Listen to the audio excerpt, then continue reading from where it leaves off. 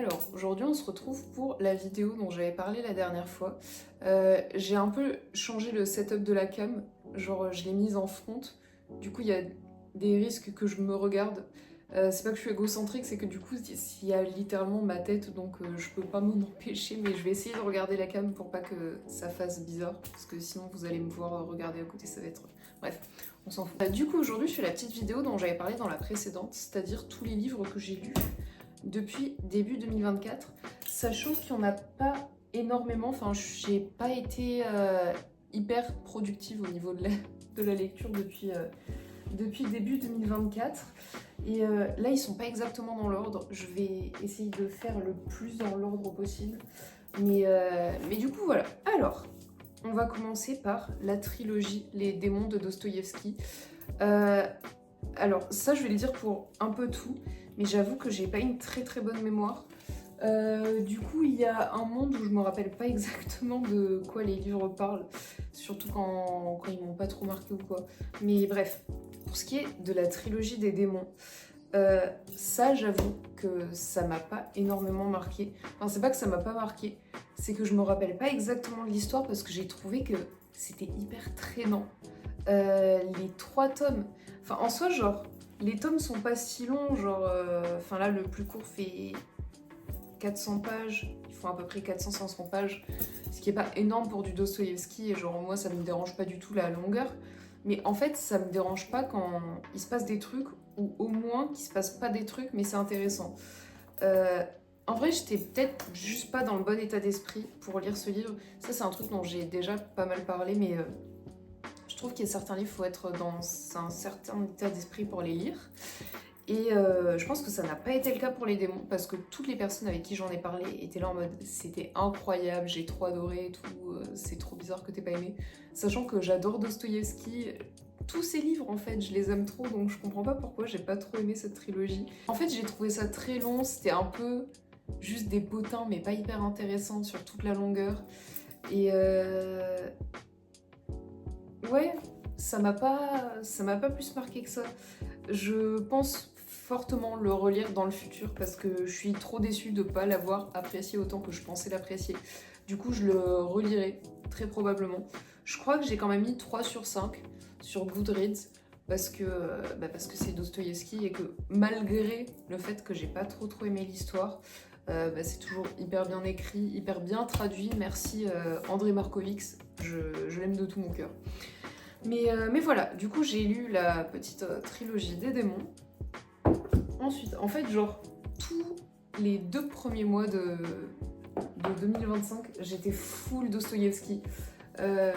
Du coup, j'ai lu ensuite Une sale histoire. Je sais plus exactement de quoi ça parle, parce que j'avoue que ces 3 petits là, c'est pas que je les ai rush, c'est que c'est très petit, du coup c'est très court, et le temps pour s'imprégner de l'histoire est très court aussi. Du coup, ouais non, je crois que dans tous les cas, même sur le moment, Une sale histoire m'avait pas plus marqué que ça. Encore une fois, comme les démons, bien écrits et tout, mais je crois que ça, j'avais donné 3 aussi. Ensuite, j'avais lu Les dernières miniatures. Ça, j'ai beaucoup apprécié. Dedans, il y a Bobok que j'avais déjà en petit format, genre tout petit, d'une édition que j'aime beaucoup. Je le montrerai peut-être après si j'oublie pas. Mais, euh, mais ouais, ça c'est un recueil de petites nouvelles qui était très cool. Mais je crois que toutes les nouvelles m'ont paru assez cool, donc j'ai pas mal apprécié. Je crois que j'avais mis 4 sur 5 sur Goodreads, c'était très cool. Ensuite, La femme d'un autre et le mari sous le lit. Ça, j'ai mis 4 sur 5. En fait, genre, c'est un peu annoncé comme ça, mais l'histoire a été hyper goofy. Et j'aime trop quand Dostoïevski devient un peu goofy et qui raconte des histoires drôles et un peu rocambolesques. Et ça, c'était vraiment le cas. Il est tout court, donc franchement, ça prend pas de temps à lire. Et ouais, j'ai trop aimé celui-là. C'était trop cool. Ensuite, j'ai commencé, enfin à ce moment-là, du coup là on est en février, j'ai commencé Les Frères Karamazov, dont j'entendais parler depuis des milliards d'années, évidemment, quand on commence Dostoïevski, évidemment qu'il faut lire Les Frères Karamazov. Je repousse un peu le truc parce que, encore une fois, le truc d'état d'esprit et tout, je savais pas si j'étais dans le bon. Mais à ce moment-là, j'avais trop envie de commencer. Du coup, j'ai commencé, j'ai lu le premier tome que j'ai mis un moment à lire. J'ai mis, je crois, 3 semaines à le lire. Et le truc, c'est que dans le premier tome, en fait, c'est un peu le setting de toute l'histoire qui va mener au deuxième tome. Mais du coup, en fait, à ce moment-là, je venais de me lire je sais pas combien de Dostoïevski, plus celui-là. Je crois que mon cerveau a un peu explosé. Je pense que j'étais pas hyper concentrée pendant toute la lecture du premier tome et du coup ça m'a un peu mise dans un reading slump. Donc j'ai eu une relation assez particulière avec celui-là. Je pense que je le relirai, mais on revient au frère Karamazov plus tard.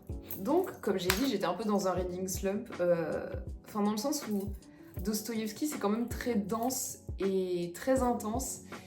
Et à ce moment-là, mon cerveau, il avait juste envie et besoin de lire des trucs chill. Des trucs où on se prend pas la tête, où on réfléchit pas tant que ça. Et j'avais Bunny de Mona Awad qui traînait dans ma bibliothèque depuis quelques mois.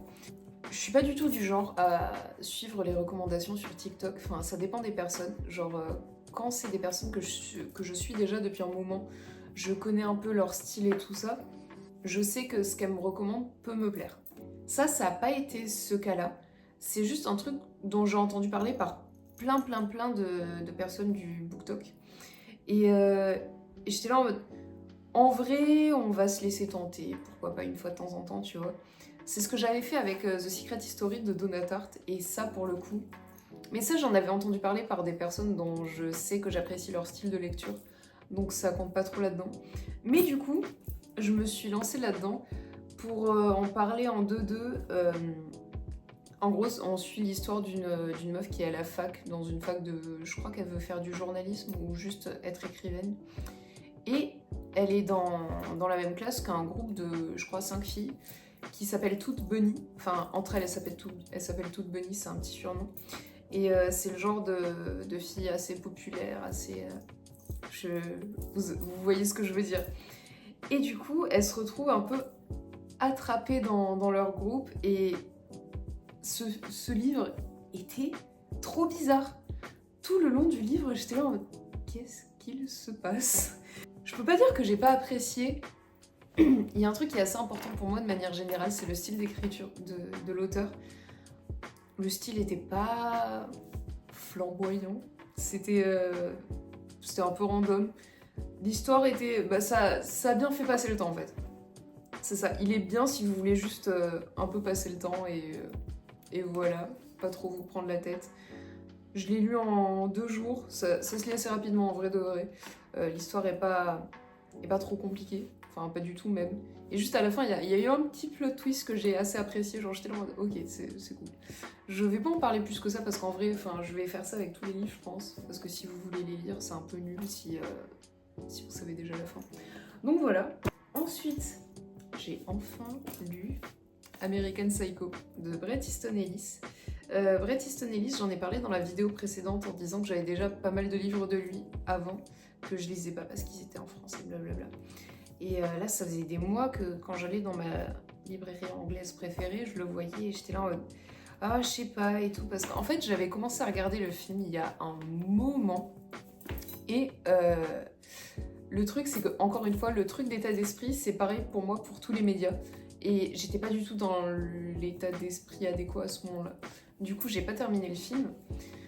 Mais j'avais déjà beaucoup apprécié esthétiquement. Enfin, moi, de base, tous les films des années 90, début 2000, j'aime trop l'esthétique de manière générale. Mais bref, c'est quand même un classique qu'il fallait lire. Je m'y suis mise. Je l'ai lu tellement rapidement. J'étais trop hypée. J'étais trop dans le truc.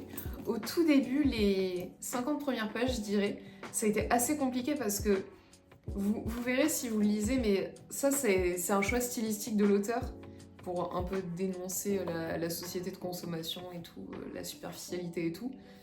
Mais du coup, on lit l'histoire du point de vue du personnage principal et il cite toutes les marques de tous les objets qui sont présents autour de lui. C'est infernal, c'était infernal. Rien que la première scène, je crois qu'il est dans un taxi et il cite la marque de ses chaussures, de ses chaussettes, de son casque. J'ai été là en mode, si ça continue, je vais décrocher. Mais j'ai forcé et je n'ai pas décroché et Dieu merci parce que l'histoire était trop cool. J'ai jamais lu d'avis sur ce livre, enfin j'en ai jamais vu non plus. Et je trouve que, enfin je pense que ça pourrait être très facilement critiquable parce qu'il y a des descriptions de choses qu'il fait aux femmes qui sont vraiment horribles. Mais encore une fois, je pense que c'est justement un choix stylistique de l'auteur et ça a été très bien abordé, tous les sujets qui sont abordés dans ce livre. Et j'ai adoré. Et du coup, ça m'a mise dans un truc où je voulais trop continuer à lire du Bret Easton Ellis. Et j'en avais un autre qui était Lunar Park. Mais j'en ai parlé la dernière fois et du coup, il fallait lire Less Than Zero avant. Et je n'avais pas, donc bref. Je voulais un truc un peu dans ce style-là. Et je m'étais dit, Chuck Palahniuk, en vrai, c'est un peu le même style. Donc, je me suis dit, vas-y, je vais lire Fight Club parce que ça fait longtemps que je l'ai.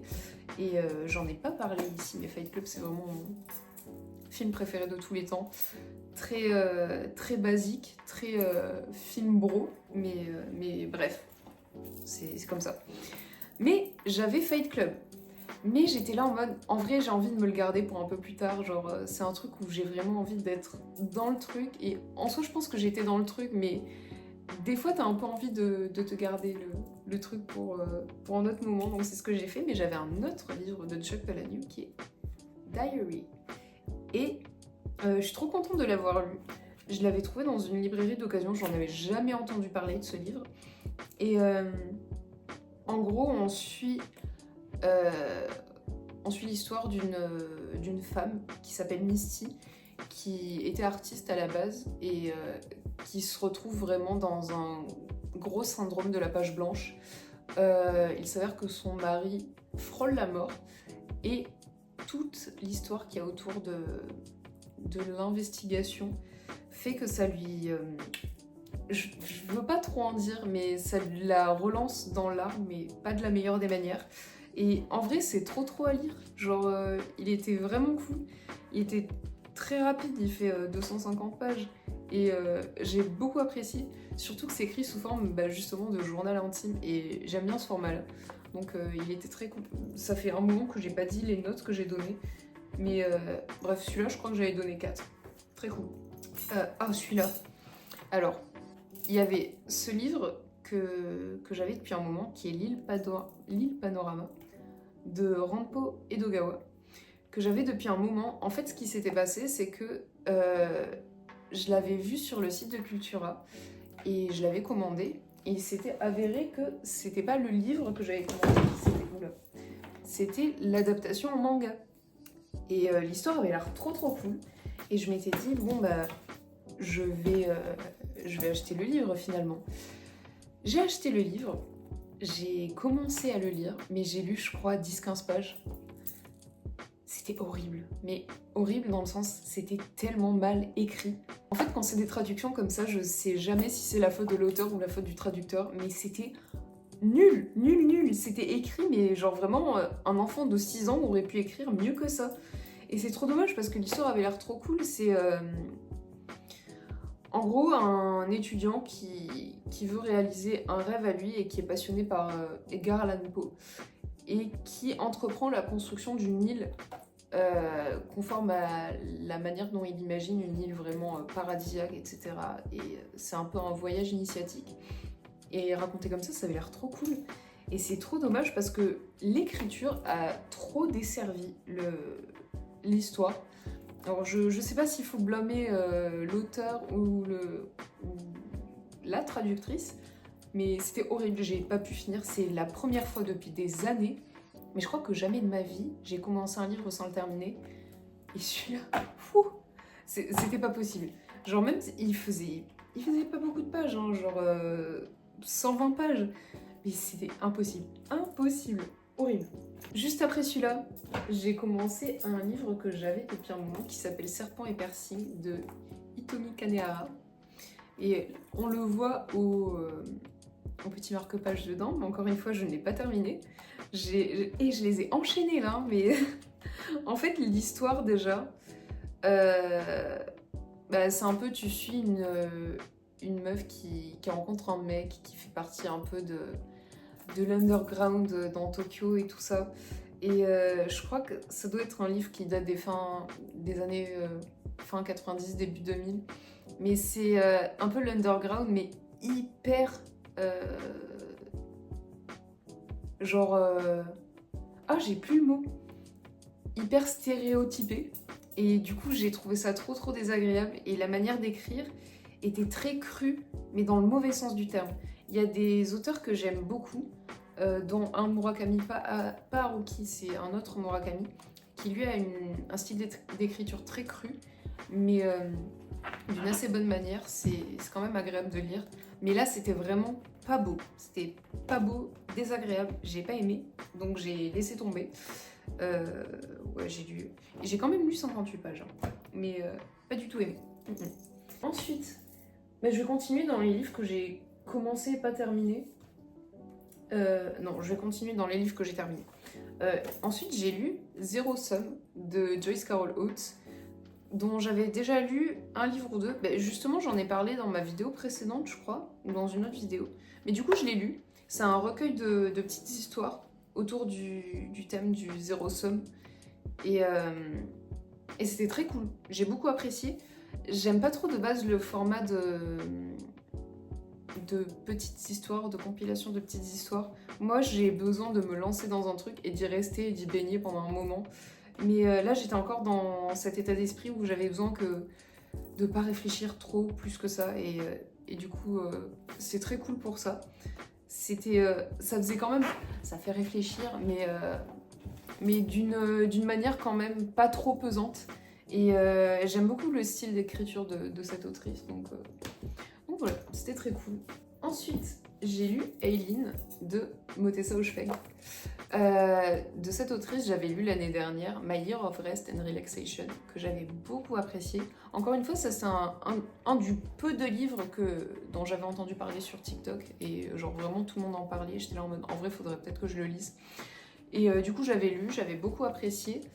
Et du coup, je m'étais dit, j'apprécie beaucoup cette autrice, je vais peut-être me lancer dans un autre. Et j'ai entendu parler de celui-là et je me suis dit, pourquoi pas. En fait, j'ai pas trop aimé. Enfin, c'est pas que j'ai pas trop aimé, c'est que c'est très long. Enfin, le livre en lui-même est pas très long, hein, il fait 250 pages à peu près. Mais je veux dire, tout le setting est très long, genre ça doit faire 200 pages. Et vraiment, le peu d'action qu'il y a, c'est les 50 dernières pages. Et à la fin, t'es juste là en mode...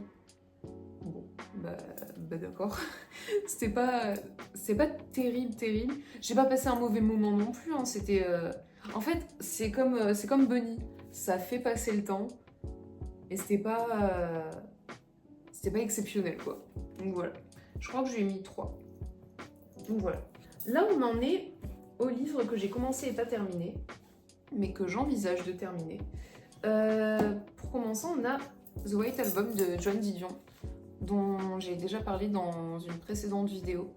Le truc avec Joan Didion, c'est que c'est une journaliste à l'origine, et du coup, son style d'écriture, en fait, c'est pas des romans qu'elle écrit, c'est un peu des journaux, on va dire. Et au moment où je l'ai commencé, je pensais être dans cet état d'esprit pour lire ce genre de truc, mais finalement c'était pas le cas.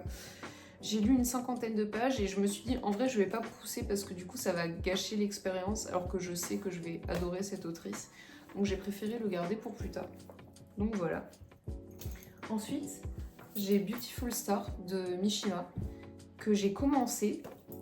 Sauf que le problème, c'est que, encore une fois, en fait, je pense pas, là, cette fois, que ce soit la faute de Mishima, parce que j'ai déjà lu des livres de Mishima que j'ai adoré, que j'ai trouvé très beau, très bien écrit. Là, les premières pages, encore une fois, j'avais l'impression que ça avait été écrit par un enfant de 6 ans qui sait pas écrire. Et là, je pense vraiment que c'est la faute du traducteur. Et je suis... encore une fois, je pense que c'est la faute du traducteur, parce que... Et pourtant, ça m'étonne, parce que c'est quand même chez les éditeurs Penguin, donc ça m'étonne qu'on se retrouve avec un truc assez mauvais. Mais je pense que je le lirai quand même, parce que l'histoire a l'air assez cool. En fait, genre... en gros, c'est l'histoire d'une famille dont chaque membre vient d'une planète différente. Et ça m'a fait un peu penser à... Comment il s'appelait ce livre? Je suis bête, il est dans ma chambre. À Earthling de Sayaka Murata, que j'avais lu l'année dernière et que j'avais beaucoup apprécié. Et l'histoire était un peu rocambolesque. Et là, ça a l'air d'être le cas pour ça. Mais ça m'a un peu repoussé ce truc de c'était très mal traduit. En fait, j'avais l'impression... En fait, l'impression que ça m'a donné, c'est que on a pris une traduction en français et le traducteur américain ou anglais a pris cette traduction en français et l'a traduite mot à mot. Et c'était très désagréable parce qu'en fait, il y a des tournures de phrases, on dirait vraiment un collégien qui a essayé de faire de la traduction en anglais, mais vraiment mot à mot, et du coup, ça sonne... Enfin, en soi, le sens est là, mais ça sonne très particulier. Et c'est ça qui m'a un peu repoussée, mais je pense que je le continuerai un jour, mais là, pour l'instant, j'étais là en mode non merci. Et ensuite, j'ai commencé L'écume des jours de Boris Vian. Ça, je l'ai commencé, je voulais attendre encore un moment avant de le commencer, mais il s'avère que j'étais chez mes parents à ce moment-là, et je pars toujours quand je vais quelque part, avec soit un gros livre que je suis en train de lire, ou si je suis sur la fin, ou si je suis sur un petit livre, je prends un ou deux autres livres avec moi, pour jamais me retrouver sans rien. Et là, ça n'avait pas été le cas. J'ai lu plus vite que ce que je pensais le livre que j'avais avec moi, et du coup, j'avais plus rien. Et j'avais cette édition de L'écume des jours chez moi, j'en ai une autre ici qui est un peu plus jolie. Mais du coup, j'avais celle-là chez mes parents, et je me suis dit, bon bah écoute, on va prendre ça en attendant. En plus, c'était vraiment pour mon dernier jour, donc j'étais là en mode, bon bah écoute, j'aime pas me retrouver sans rien à lire, du coup, j'ai préféré faire ça. Mais j'aime beaucoup le style d'écriture déjà, du peu que j'en ai lu, j'en suis à la page 32, donc vraiment pas grand chose. Mais j'aime déjà beaucoup le style d'écriture. J'ai lu très peu d'auteurs français, mais celui-là j'en avais entendu vraiment que du bien. Donc j'ai vraiment hâte de la suite, mais ça va attendre un moment, parce que là actuellement, donc je reviens sur Dostoïevski, je suis en train de terminer la seconde partie des frères Karamazov. Et cette seconde partie m'a vraiment réconciliée avec la première, parce que genre, là vraiment, je l'ai commencé, je n'ai pas pu m'arrêter. Là je suis là en mode, ok c'est bon, en fait tout le setting du tome d'avant servait à ça. Donc je suis trop contente de m'être réconciliée avec. Et j'ai trop hâte de la fin. En fait, j'en suis encore au stade où je sais pas trop où ça va mener pour la fin, mais j'ai trop hâte. Et du coup, voilà, je l'ai quasiment fini, il me reste ouais, une centaine de pages à lire. Mais du coup, voilà pour l'instant où j'en suis dans mes lectures. Donc ouais, ça fait pas énorme, j'en suis à 4, 8, 12, 16, 17, 18 que j'ai, enfin donc quelques-uns que j'ai pas terminé. Ce qui est pas énorme pour moi honnêtement, je suis un peu déçue de ma part, mais bon, c'est pas grave. Cette année, je m'étais mis l'objectif de lire 100 livres, parce que l'année dernière, c'était 75 mon objectif, et j'en avais lu plus. Mais, en fait, ce que je me dis, c'est que il vaut mieux que j'en lise moins, mais que je les lise mieux, que je sois plus présent dans le moment, plutôt que je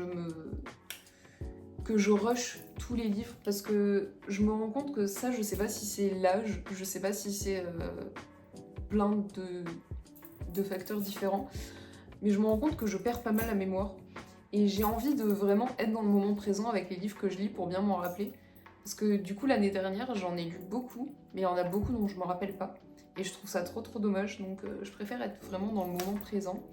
Mais du coup voilà là où j'en suis.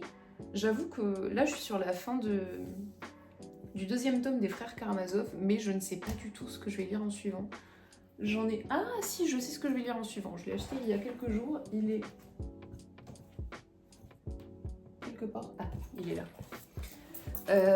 C'est une autrice dont j'entends parler énormément depuis genre 1 ou 2 ans. C'est Clarice Lispector.